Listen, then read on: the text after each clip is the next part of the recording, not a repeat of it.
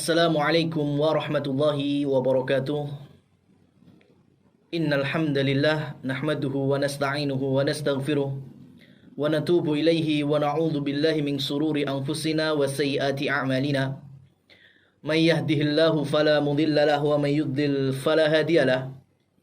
Asyhadu an la ilaha illallah wa asyhadu anna Muhammadan abduhu wa rasuluh. Faqala Allah Ta'ala: Ya ayyuhalladzina amanu taqullaha haqqa tuqatih wa la tamutunna illa wa antum muslimun. Amma ba'du fa inna asdaqal hadithi kitabullah wa khairal hadi hadi Muhammadin sallallahu alaihi wa alihi wasallam wa syarrul umuri muhdatsatuha fa inna kulla muhdatsatin bid'atun wa kulla bid'atin dhalalatun wa kulla dhalalatin finnar. Kaum muslimin muslimat, pemirsa Insan TV yang dirahmati oleh Allah Subhanahu wa taala. Alhamdulillah, kita panjatkan sanjungan dan pujian, kemuliaan dan keagungan dari Allah Subhanahu wa taala. Kepada Allah kita sanjung, untuk Allah kita memuji, karena Allah lah zat yang memberikan anugerah kenikmatan bagi kita sekalian. Salawat dan salam juga kita haturkan kepada uswah dan qudwah hasanah kita, yang senantiasa kita berusaha meniti ajaran-ajaran beliau, tindak tanduk beliau, atau kalau bahasa Aisyah radhiyallahu anha, akhlak beliau adalah Al-Quran, kana ulukul Quran, tak lain dan tak bukan beliaulah Muhammad sallallahu alaihi wasallam. Pada kesempatan kali ini kita akan membawakan sebuah tema yang mungkin tidak asing, karena kita berada pada hari yang disebut inna khaira min ayyamikum, sesungguhnya hari yang terbaik yang Allah peruntukkan untuk kalian, yaitu kaum muslimin wal muslimat, adalah Yaumul Jum'ah, hari Jumat sebagai Id pekanan kita, Sayyidul Ayyam. Di antara anjuran-anjuran yang syariat menata ini semuanya untuk kita, dimulai dari malam harinya sampai pagi hari hingga sore nanti, untuk memperbanyak sholawat, memperbanyak amalan, dan diantaranya yaitu membaca surat Al-Kahfi. Meskipun secara umum kita juga dibenarkan untuk tilawah surat apapun yang ada di dalam Al-Quran. Tetapi memang di dalam Quran surat Al-Kahfi, di sana ada beberapa faedah, beberapa pelajaran penting yang dari sisi frame sejarah membuktikan bahwa surat Al-Kahfi di situ ada perlindungan diri sebagai hamba, minta hanya kepada Allah Subhanahu wa taala. Memang Quran surat Al-Kahfi turun tidak sembarangan, di waktu yang memang Rasulullah Shallallahu alaihi wasallam baru menapaki kegiatan dan program dakwah sebagai rahmatan lil alamin. Dimulai dengan dakwah secara sembunyi-sembunyi, kemudian menaiki Bukit Sofa, kemudian mendeklarasikan bahwa beliau adalah nabi dan utusan Allah Subhanahu wa taala, sampai ditutup celaan pertama dari keluarga besar, bahkan paman langsung beliau Abu Lahab. Tabban laka ya Muhammad, alihadza jama'tana. Celaka engkau wahai Muhammad, pagi-pagi sudah membangunkan seantero Mekah hanya untuk mendengar bualanmu kalau engkau itu Rasul. Dan Allah langsung membalas kontan tunai turun tabbat yada abi lahabi watab. Surat Al-Masad. Full satu surat diperuntukkan kepada Abu Lahab, kepada istrinya, kepada satu rumah itu. Ini beliau kemudian mulai berdakwah secara terang-terangan. Ada yang menjawab, iya. Dari kalangan orang-orang kaya, dari tokoh-tokoh Quraisy, alhamdulillah. Melalui perantara Abu Bakar As-Siddiq, terbawalah Abdurrahman bin Auf, Zubair bin Awam, Sa'ad bin Abi Waqqas. Tapi lebih banyak dari kalangan orang-orang dalam tanda petik secara dunia dan secara kacamata orang Quraisy rendahan. Budak. Ada Bilal di sana, ada Khabbab di sana. Atau mungkin penggembala-penggembala. Ada Abdullah ibnu Mas'ud di sana. Sehingga orang-orang sekelas Al-Walid bin Mughirah, Umayyah bin Khalaf, Utbah, Abu Jahal, mereka tidak akan berani mengusik secara fisik maupun verbal orang-orang seperti Abu Bakar, Zubair, ya, kemudian nantinya ada Hamzah, ada Umar. Tapi mereka sigap dan cepat sekali untuk menghina, melecehkan, bahkan menyiksa sahabat-sahabat radhiyallahu anhum yang secara sisi keduniawian mereka tidak punya.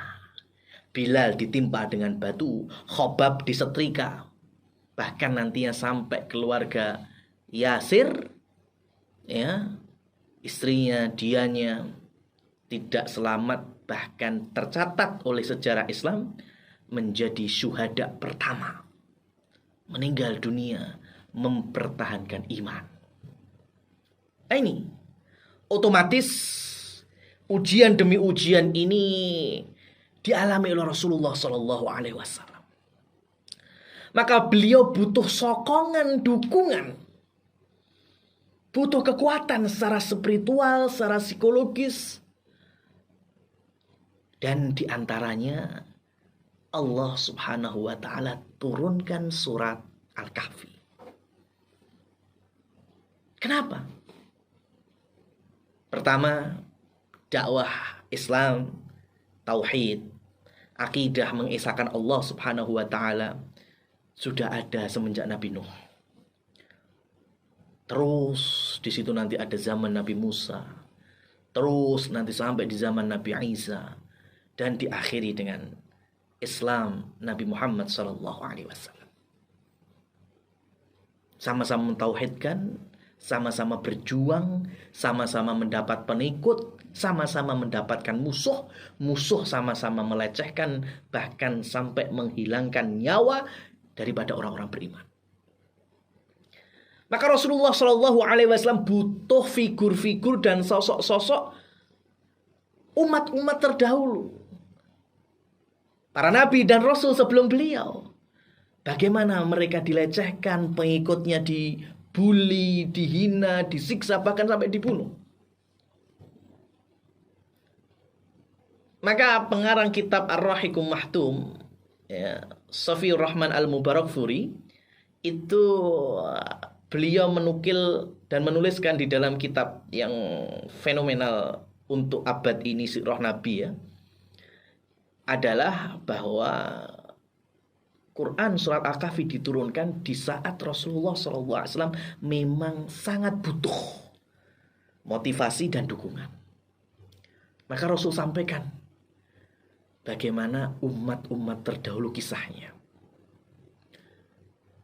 Ditambah lagi kasus orang-orang Yahudi yang berkolaborasi dengan Quraisy musyrik untuk menanyakan perihal yang mereka miliki dalam Alkitab, dalam Taurat, yang orang Mekah pasti nggak tahu. Makanya ngetes, apakah orang Arab yang datang dari kalian, dari Quraisy, dari Bani Hashim itu betul-betul Nabi dan Rasul? Kalau betul, maka tanyakan perihal ini. Ya, orang Yahudi karena mereka punya nasnya, punya hujahnya.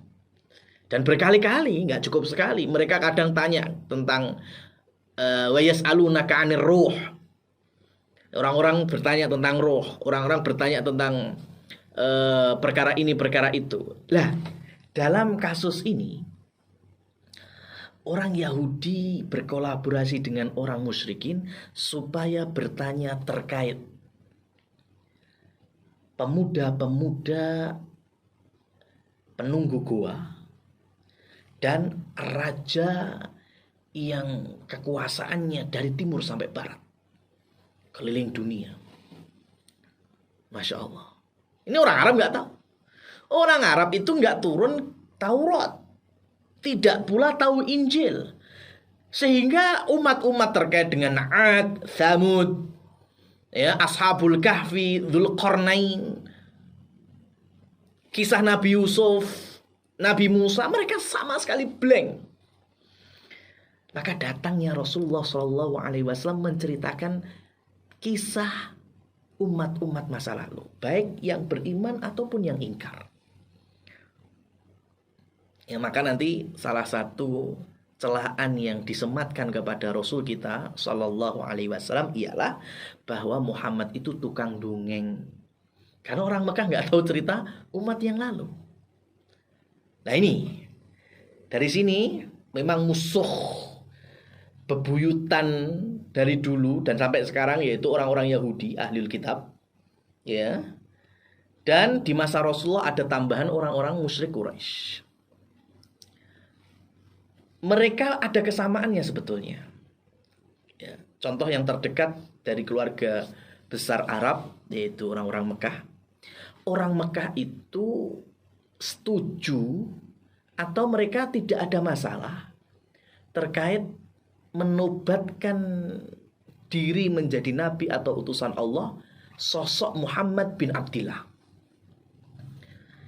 Karena bagi mereka ini bisa mengangkat kesukuan, bisa mengangkat Bani Hashim di tengah suku-suku Arab atau suku-suku Quraisy secara umumnya. Ya. Ketika Bani Hashim punya nabi, maka Bani Makhzum kayak Abu Jahal nggak bisa ngelawan. Kalau masalah urusan haji, urusan tamu-tamu Allah, masalah ngasih minum, makan, penginapan dan macam-macam, mereka bisa jor-joran. Tahun demi tahun bisa ada musabaqah, ada perlombaan hal ini. Kalau tahun ini Bani Hashim punya gawe besar apa, besok Bani Makhzum punya gawe besar apa, terus. Tapi ketika Rasulullah SAW beliau menyatakan bahwa diri beliau adalah utusan Allah, Bani Makhzum sudah nggak bisa ngelawan lagi. Maka secara sosok mereka terima ada nabi dari suku Quraisy, tapi mereka tidak mau menerima dakwah Rasulullah Sallallahu Alaihi Wasallam. Muhammad, apakah engkau akan menjadikan alihah kita ini menjadi ilahan wahidah, menjadi cuma satu Tuhan saja, menjadi satu Rabb saja, Allah Subhanahu Wa Taala. Terus bagaimana Lata kita, Uzza kita, berhala-berhala samping Ka'bah kita? Itu yang mereka tidak terima. Bagi siapa? Orang-orang Quraisy, orang-orang Mekah pada zaman itu. Adapun orang Yahudi, mereka klop, mereka bersepakat terkait dengan ajaran Rasulullah SAW, agama yang Rasulullah SAW bawa. Kenapa? Karena dalam Taurat ada itu, di dalam Injil ada itu. Bahkan tanda-tanda Rasulullah SAW sangat jelas. Mereka yakin itu. Cuma Mereka tidak klop, mereka tidak terima ternyata Nabi akhir zaman datang dari gurun padang pasir, tanah tandus, dari Mekah Al-Mukarramah. Mereka nggak terima itu. Bukan dari suku kami, bukan dari Bani Israel. Ini dua musuh Islam saat itu. Ada Yahudi yang sama menyetujui masalah dakwah risalah, tapi nggak menyetujui oknum pembawanya. Adapun orang-orang Quraisy, mereka setuju kalau nabinya dari Arab, tapi nggak setuju dengan dakwah risalah tauhidnya. Maka kalau kita mau merenung sejenak, semua penyimpangan, semua kesalahan terkait dengan agama, akidah, syariat, itu nggak jauh beda dengan metode Quraisy ataupun metode Yahudi. Ada orang-orang yang, agama Islam ini memang agama yang benar, agamanya nggak salah, bagus. Ya, cuma kalau disuruh ngikuti perilaku Rasul, metode Rasul, dan lain seterusnya, nggak mau. Ya, nggak mau. Masih ada nabi yang lain bisa kita tiru kok. Masih ada Nabi Isa, masih ada Nabi Ibrahim, masih ada macam-macam. Tapi untuk Nabi Muhammad, nggak mau. Ya, kurang cocok di zaman sekarang. Kurang cocok di zaman sekarang. Bagaimana terus kita mengaplikasikan Al-Maidah ayat 3-nya? Yang Allah saja ridho terhadap Nabi akhir zaman dan syariat yang dipertanggungjawabkan oleh Rasulullah SAW. Al-yawma akmaltu lakum dinakum. Ada pula dari kalangan manusia yang mereka sangat setuju Nabi, akhlaknya, kemudian metode berdakwahnya dengan kelembutan, dan seterusnya, saling menyayangi, saling menghormati, Masya Allah. Tapi untuk masalah agama, enggak cuma Islam tok kok yang benar. Agama yang lain juga benar. Agama yang lain juga mengajarkan kasih sayang. Agama yang lain juga saling menghormati. Enggak mesti Islam saja. Orang surganya juga bukan surga Islam aja kok. Agama B juga punya surga, agama C juga punya surga. Sama-sama ke surga. Nah, ini turunan dari satu poin disepakati, tapi satu poin lagi tidak. Dan itu nurunnya lebih banyak lagi. Nah, Rasulullah SAW mendapatkan cobaan dan ujian dari dua musuh yang sedang berkolaborasi. Ya, sehingga betul Rasulullah SAW ditanya oleh orang-orang Mekah terkait dengan pengetahuan beliau masalah pemuda yang Allah tidurkan beratus-ratus tahun dan raja yang kekuasaannya dari timur dan barat. Kemudian Rasulullah SAW menjawab, ya, tahu. Dalam salah satu riwayat beliau lupa untuk mengucapkan insya Allah.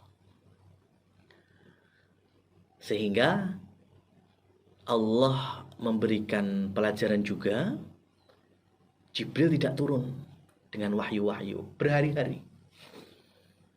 Sehingga orang-orang musyrik pun semakin bertanya-tanya, mana janjimu? Katanya kamu tahu cerita itu, kok belum kamu sampaikan? Biasanya kan ketika ada apa-apa, Rasulullah SAW langsung mendapatkan berita dari Allah melalui Jibril, atau Allah hujamkan langsung dalam lubuk hati beliau. Tapi ini enggak kasusnya. Kenapa? Karena lupa untuk mengucapkan insya Allah. Maka dalam Quran surat Al-Kahfi juga ada pelajaran penting terkait dengan insya Allah.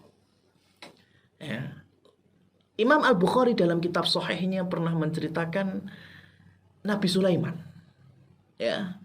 Di saat beliau punya 100 wanita. Tolong jangan disalahpahami ya. Ya, jangan kemudian melecehkan orang-orang pilihan ini. Karena Nabi dan Rasul ada pengkhususan. Allah Subhanahu wa taala memberikan kekuatan berpuluh-puluh kali lipat. Ada yang mengatakan 40 kali lipat daripada manusia yang lain. Daripada manusia normal, para nabi dan rasul Allah berikan kekuatan secara fisik, selaku laki-laki juga itu bisa 40 kali lipat. Ya, mengalahkan atlet manapun di seluruh dunia. Dan dalam kasus sirahnya Nabi Sulaiman alaihissalam, beliau memiliki 100 wanita.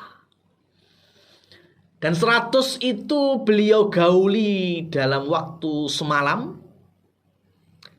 Dan beliau punya cita-cita 100 wanita yang beliau miliki ini akan hamil dan melahirkan putra. Anak laki-laki yang nanti akan menjadi panglima-panglima perang. Untuk melebarkan kekuasaan tauhid maksudnya. Beliau ingin memperluas jihad fisabilillah. Ya, anak-anak yang bisa menyebarkan agama Islam ini. Menjadi panglima-panglima besar. Kemudian penasehatnya atau apa ya, bukan penasehat ya, orang-orang istana lah. Mengingatkan untuk beliau mengucapkan insya Allah. Dan ternyata Nabi Sulaiman lupa tidak mengucapkan insya Allah. Sehingga Allah takdirkan 100 wanita tadi, meskipun sudah dikumpuli oleh Nabi Sulaiman alaihissalam, tidak ada yang hamil satupun. Kecuali tidak ada yang hamil satupun. Tidak ada yang hamil 99-nya, hanya satu yang hamil. Dan ketika lahir itu pun dikisahkan huntha, artinya tidak lagi, atau sebutannya bagaimana ya? Saya ingin mencari kosakata yang halus, syabhur rajul. Syabhur rajul. Ya, jadi laki-laki mirip laki-laki.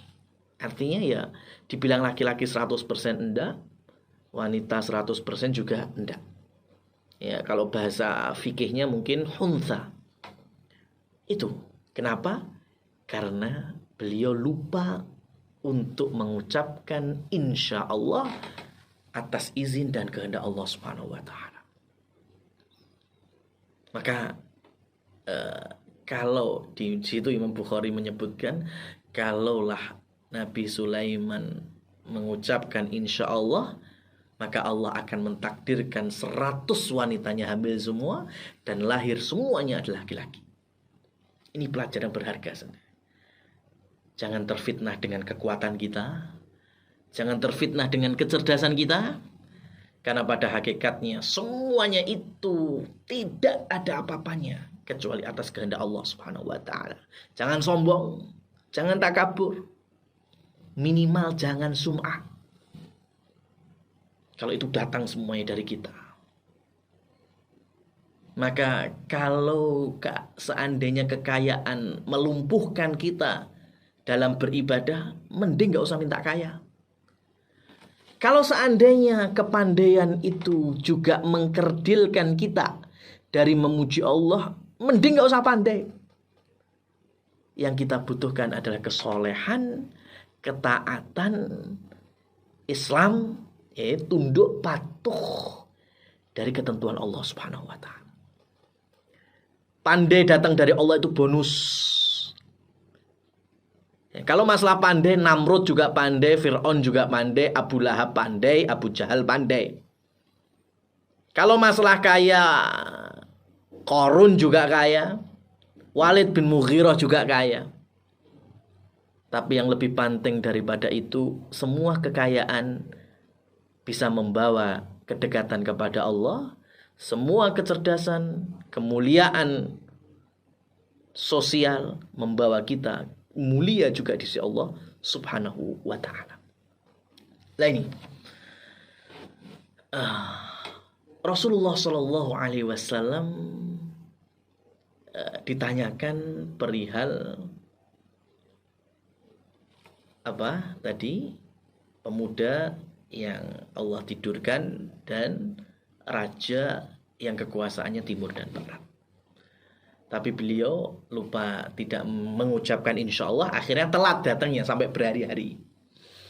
Ya, kemudian akhirnya setelah malaikat Jibril turun, kemudian Rasulullah Shallallahu Alaihi Wasallam menjawab itu semuanya. Dan itu ada di dalam Quran surat Al-Kahfi. Ya. Secara global, di dalam Quran surat Al-Kahfi ada beberapa kisah sebagai pelajaran hidup untuk kita. Ada kisah tentang dua orang pemilik kebun, yang nantinya ada yang syukur, ada yang kufur. Kemudian ada kisah tentang Ashabul Kahfi. Kemudian ada kisah antara Nabi Musa dengan, nggak disebut Nabi Khidir, cuma ulama mentafsirkan yaitu Nabi Khidir alaihimassalam. Kemudian juga ada kisah pendek atau ya simple nggak simple terkait dengan Dzulqarnain. 4 kisah besar. Kemudian juga ada satu peristiwa yang nempel, perintah iblis untuk sujud di hadapan Adam alaihissalam tapi ditolak. Nah, ketika Quran surat Al-Kahfi turun, ini bagi kita itu kok dikenal sebagai ayat-ayat perlindungan. Ya, perlindungan. Khususnya dalam hal ini yaitu dari fitnah Dajjal. Nah, kita semuanya minta setiap hari di akhir dari tasahud, akhir, Allahumma inni a'udzubika. Ya Allah, aku minta perlindungan darimu. Dari apa saja? Dari adzabi jahannam, siksa neraka. Adzabil qabr, siksa kubur. Wa min fitnatil mahya wal mamat. Dari ujian, fitnahnya orang-orang yang masih hidup maupun orang-orang yang sudah meninggal. Kemudian yang terakhir, wa min fitnatil masihid dajjal, dan dari fitnah al-masih ad-dajjal. Kita minta kepada Allah perlindungan diri dari fitnah dajjal. Dan Rasulullah Shallallahu Alaihi Wasallam memberikan kabar, kalau Dajjal itu keluar di zamanku, artinya zaman Rasulullah Shallallahu Alaihi Wasallam masih hidup, nggak perlu susah-susah kalian. Kenapa? Karena Rasul sendiri yang bakal menghadapi. Ya, Rasul sendiri yang bakal menghadapi. Cuma masalahnya Dajjal kan keluarnya selepas Rasulullah Shallallahu Alaihi Wasallam jauh wafat. Bahkan sebagai tanda dari kiamat besar. Masalahnya itu. Ya, Rasul sendiri sampaikan kalau masih hidup, ya, maka nggak usah susah-susah kalian. Lawannya langsung Rasulullah SAW sendiri. Cuma ini gambaran besarnya fitnah Dajjal. Itu Rasul mewanti-wanti. Karena keluarnya setelah beliau wafat, maka dikasih plot-plot. Ini loh perlindungan, ini loh bentengnya, ini loh caranya, tipsnya. Doa, zikir. Dan salah satunya yaitu Quran surat Al-Kahfi 10 ayat pertama atau 10 ayat terakhir. Ya, atau secara umum surat Al-Kahfi, secara umum lagi ya, Al-Quran ini semuanya adalah perlindungan. Dan ternyata nama Al-Kahfi, fama huwa kahfun ay gharun. Kahfun adalah gua. Yang dari dulu orang itu punya definisi bahwa gua itu adalah tempat untuk berlindung. Ternyata bukan hanya secara nama gua itu untuk perlindungan. Ya, orang nggak tahu, mungkin ada suatu bikin gua bunker untuk berlindung. Ya apa enggak? Ya, di lapangannya seperti itu. Ya, dari dulu sampai sekarang. Di Indonesia banyak tersebar ada gua Jepang. Ya, untuk apa itu? Untuk perlindungan diri. Lah kok ternyata kandungan dari surat Al-Kahfi juga untuk perlindungan diri kita, ya, dari berbagai macam fitnah, khususnya yaitu fitnah Dajjal. Kenapa? Karena sejatinya dari kisah-kisah yang ada di dalam Quran surat Al-Kahfi itu ada 4 juga yang mewakili dari fitnah yang dibawa oleh Dajjal. Yang pertama jelas fitnah agama. Ya, fitnah agama dibawa oleh Dajjal. Karena Dajjal itu ketika nanti keluar, di tangan kanannya itu ada api, di tangan kirinya ada air. Ya, kemudian ditawarkan kepada manusia, mau masuk api atau masuk ke dalam air.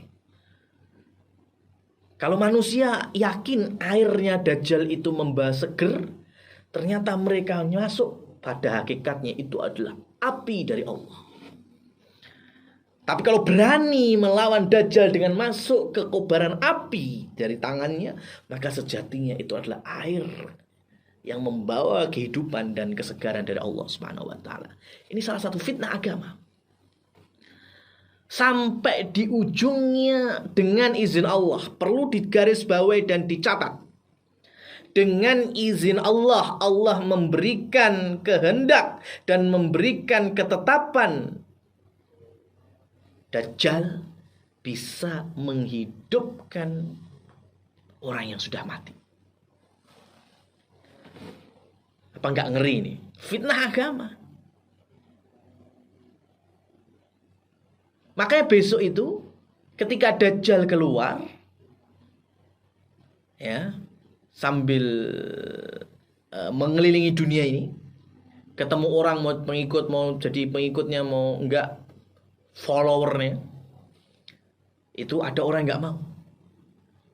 Tapi ketika Dajjal menghidupkan orang tua yang sudah mati, ya, maka manusia akan terbelalak. Loh, bukankah yang mampu menghidupkan sekaligus mematikan hanya Tuhan, hanya Allah? Berarti ini Rabb kita. Fitnah apa itu? Fitnah agama.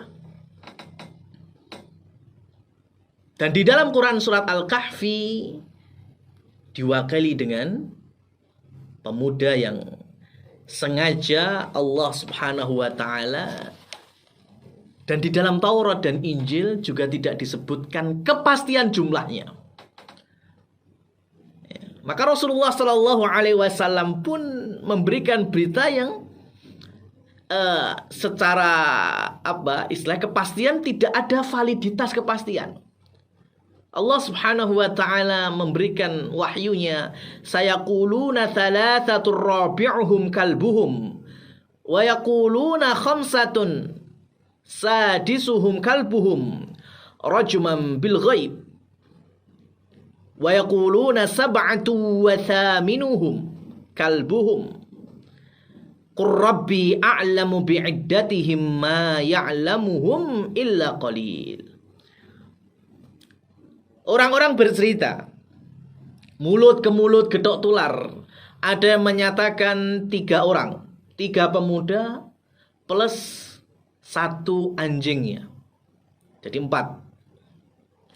Wa yaquluna, sebagian lain mengatakan ada 5 pemuda plus 1 ekor anjingnya, jadi 6. Ada juga yang menyatakan 7 pemuda plus 1 ekor anjingnya, jadinya 8. Tapi semuanya itu adalah rajman bil ghaib. Ini semua adalah dugaan, sangkaan. Karena ini perkara gaib. Maka katakanlah hanya Allah lah yang maha mengetahui berapa kepastian jumlah mereka itu. Dan sebagian dari manusia Allah memang bukakan pengetahuan hal semacam ini.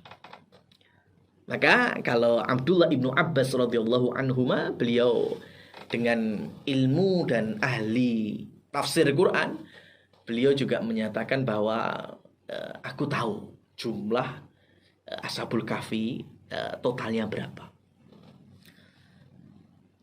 Ini menunjukkan bahwa ketika Taurat, ya, Taurat saja juga tidak disebutkan secara utuh. Dalam Taurat itu juga ngambang, samar-samar, ya, berapa sebetulnya jumlah Ashabul Kahfi.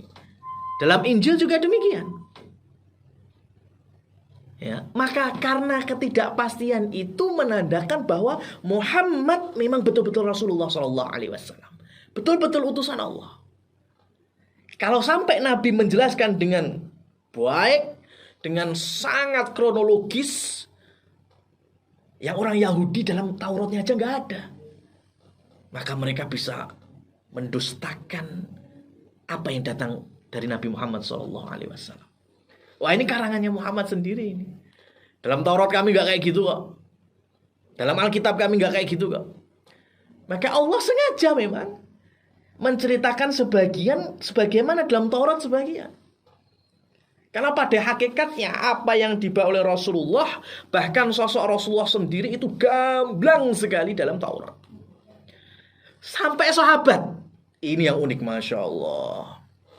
Ya, unik sekali. Sahabat khairul qurun, sebaik-baik zaman. Qarni, yaitu zamanku, zaman Rasulullah. Bersama siapa? Para sahabat. Dan di akhir dari surat Al-Fath, ya, ayat yang ke-29, Allah Subhanahu wa taala berfirman, yang ayat yang cukup panjang itu, Muhammadur Rasulullah.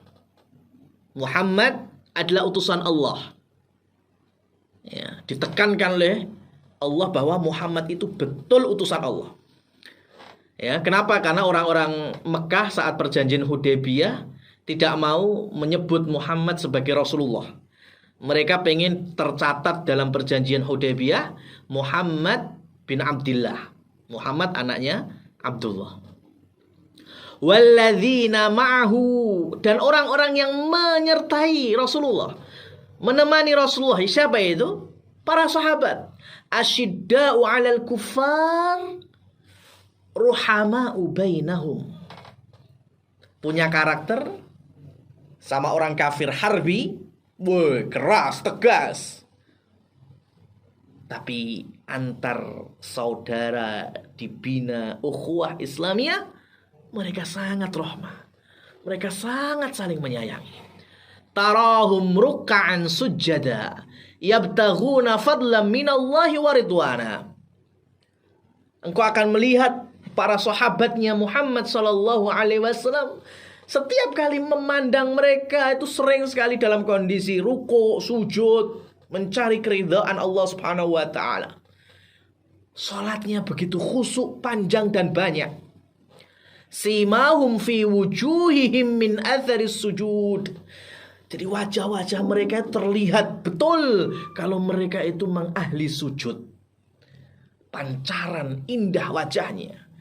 Glowing bukan karena make up, tapi glowing dari pancaran hati.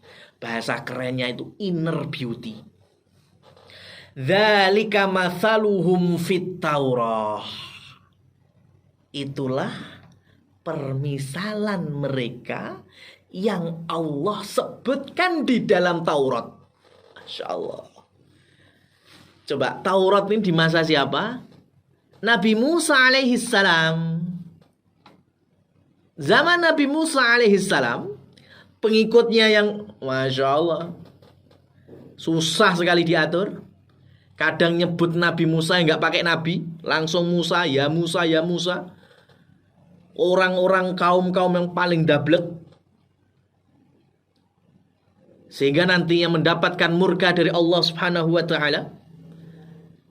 Itu sudah mendapatkan pelajaran bahwa besok ada nabi yang bernama Muhammad sallallahu alaihi wasallam, punya sahabat-sahabat setia yang karakternya Masya Allah ruhama.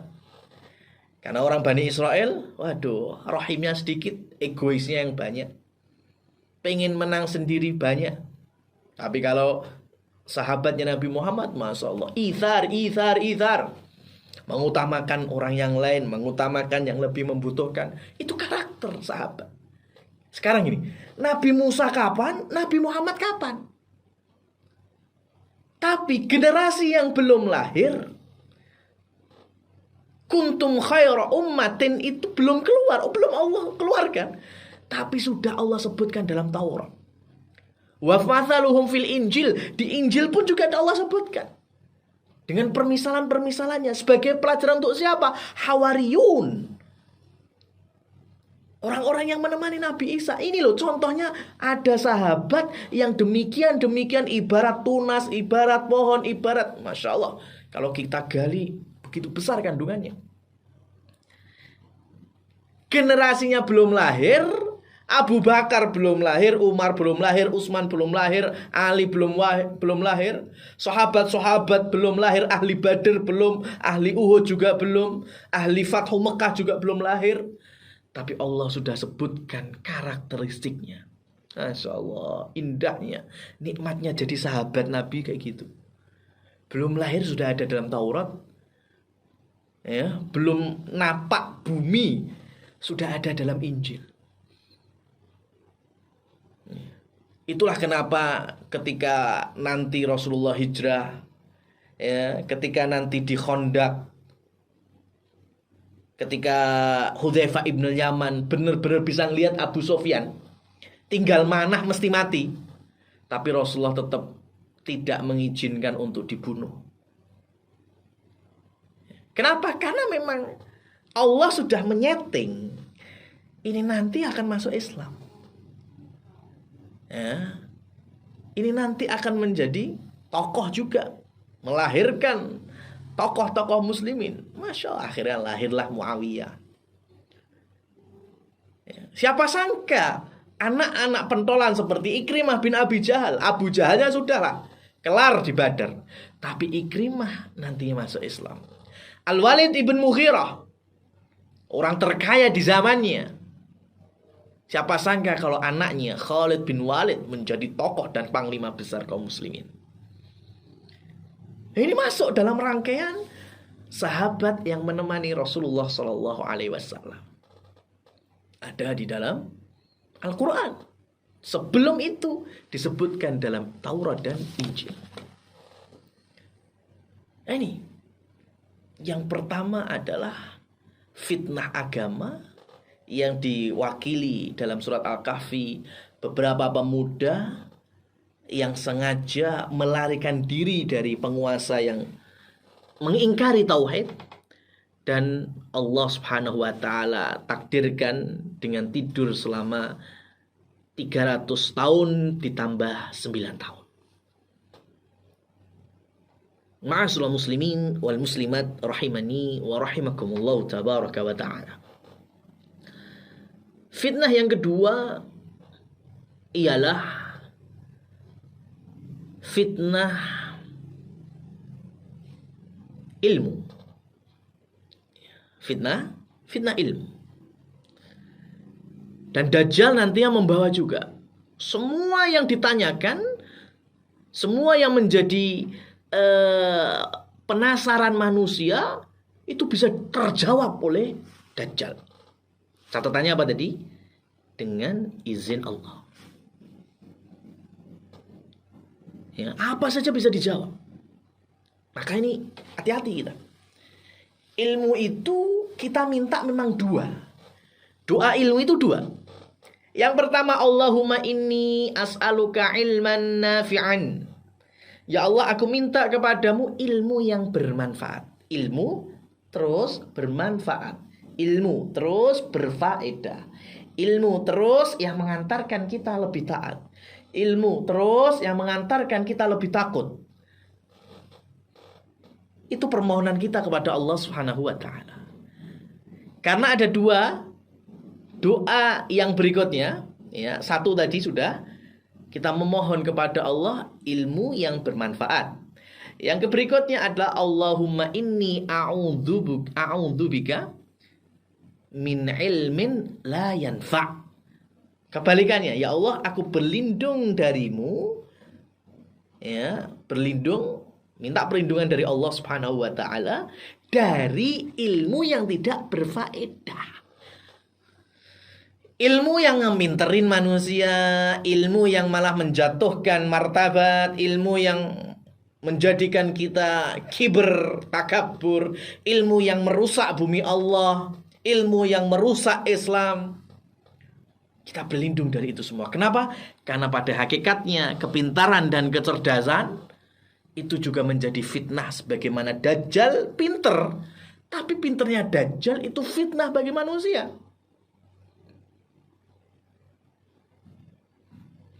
Kalau pinter hanya untuk nantinya menginjak-injak yang lemah, apa gunanya? Kalau ilmu kita ternyata malah bisa menjajah bumi Allah, merusaknya tanpa memperbaikinya, mending gak usah punya ilmu itu. Tapi kita meminta ilmu yang membawa manusia, khususnya diri kita, jauh dari pengerusakan yang ada di muka bumi. Ya, arti dari pengerusakan ini umum ya. Ini. Ma'asyiral muslimin wal muslimat rahimani wa rahimakumullah tabaraka wa ta'ala.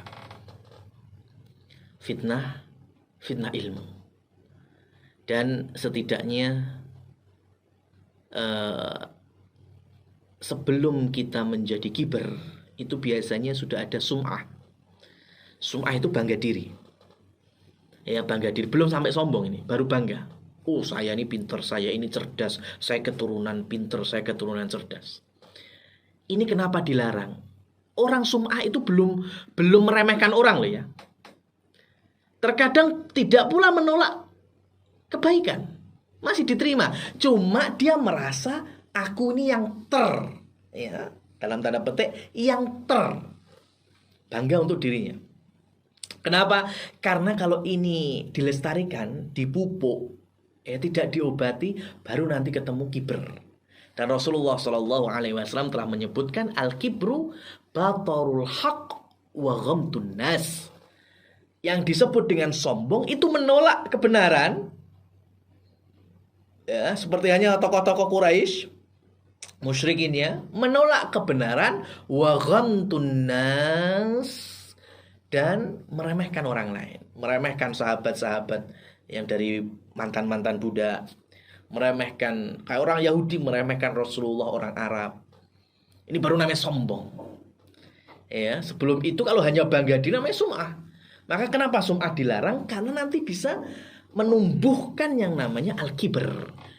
Orang kalau udah berbangga diri, ujung-ujungnya susah mendengar orang, susah menerima ide orang. Ini salah satu dari fitnah ilmu. Kemudian di dalam Quran surat Al-Kahfi, fitnah ilmu ini diwakili dengan kisahnya Nabi Musa dengan Nabi Khidir alaihi wassalam. Ya, ketika Nabi Musa itu memberikan wa'ad, ya, memberikan teguran, memberikan nasihat kepada Bani Israel sampai mereka ada yang nangis-nangis, ada yang tergerak hatinya. Tapi kemudian ada yang bertanya, adakah yang lebih paham darimu, lebih alim darimu? Nabi Musa ini bukan sombong, karena kondisinya memang saat itu yang Nabi siapa? Musa alaihissalam. Yang membawa syariat Allah siapa? Nabi Musa alaihissalam. Bahkan beliau kalimullah, yang diajak bicara oleh Allah Subhanahu wa taala. Maka Nabi Musa secara lapangan membuktikan bahwa beliau memang yang paling alim. Maka kemudian Allah meminta Nabi Musa berguru dengan orang yang punya ilmu yang tidak diketahui oleh Nabi Musa, yaitu Khidir. Dengan perjalanan yang di situ banyak kisah, mulai ngerusak kapal, membunuh orang, membangunkan tembok, itu semuanya Nabi Musa nggak tahu. Ya, bahkan diminta oleh Nabi Khidir bersabar, jangan banyak tanya. Ya, ini fitnah ilmu. Yang berikutnya adalah fitnah kekuasaan. Ya, fitnah kekuasaan. Nah, fitnah kekuasaan ini kita jadikan cabang ya. Artinya kekuasaan harta, dan kekuasaan pemimpinan. Kekuasaan harta diwakili dengan kisah pemilik kebun dalam surat Al-Kahfi itu. Ya, pemilik kebun yang Allah anugerahkan kesuburan dua-duanya, tapi yang tahu kalau itu datang dari Allah hanya satu, yang satunya sombong. Ini mewakili orang-orang Quraisy. Mewakili orang-orang Quraisy, kalian ini punya kebun-kebun di Taif sana, kurma-kurma. Punya juga perdagangan-perdagangan ke Syam dan ke Yaman. Ya. Dan keuntungan itu, panen itu, siapa yang mendatangkan? Allah Subhanahu wa ta'ala, bukan karena kalian sendiri. Ya, enggak seperti Qarun. Jangan seperti Fir'aun. Kalau enak-enak dibilang ini dariku, tapi kalau sial-sial disematkan, oh ini gara-gara Musa pengikutnya. Ini gara-gara para nabi dan rasul. Ya. Itulah kenapa Allah Subhanahu wa ta'ala menyampaikan bahwa ta'irukum ma'akum. Kesialan itu ada pada kalian atas izin Allah Subhanahu wa ta'ala. Jangan disematkan, oh para pengikut Nabi dan Rasul bawa sial. Tapi kalau yang nikmat-nikmat, oh ini karena kecerdasan kami, ini karena hasil jerih payah kami. Nggak ada Allahnya sama sekali. Kan harusnya kalau kita nikmat datang dari Allah, kita syukur. Kalaupun musibah, sial, bala datang dari Allah, kita bersabar dan minta perlindungan kepada Allah Subhanahu wa ta'ala. Ini yang namanya mukmin. Ini fitnah. Dajjal juga akan membawa seperti itu. Siapa yang mau menjadi pengikutnya akan diberikan kekuasaan, akan diberikan harta, lewat kebun, lewat tanah yang gersang. Asalkan mau jadi pengikutnya, jadi subur. Terkait dengan kepemimpinan, maka di situ ada Dzulqarnain. Ya, Rasulullah SAW memberikan peringatan kepada orang-orang Yahudi. Kenapa kalian dadak bertanya-tanya tentang raja-raja, ya, yang kekuasaannya timur dan barat?